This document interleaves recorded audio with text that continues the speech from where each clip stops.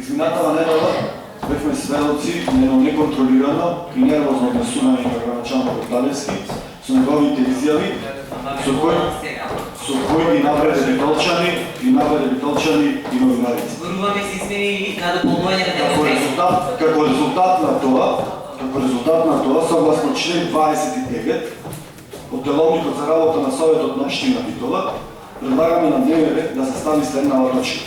Предлог заклучоци за осуда на изјавите со кои граначалникот Владимир Талевски ги навреде битолчани и новинарите. Заклучоци. Советот на општина Битола... Тоа не е во ингеренција на Советот, сака. Значи, согласно член 29... Да. Значи, согласно член 29 да предлагам нова точка.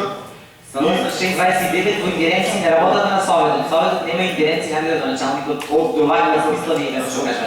Од Деловникот за работа, значи...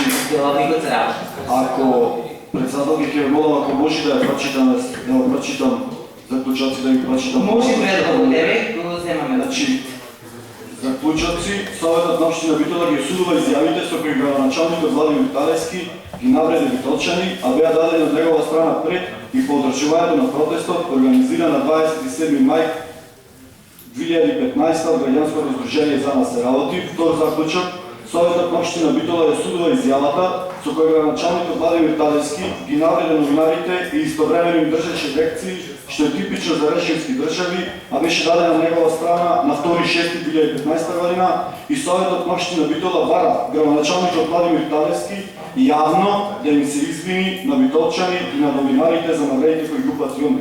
Советот на општина Битола не смее да ги премолчи ваквите изјави на Владимир Талевски.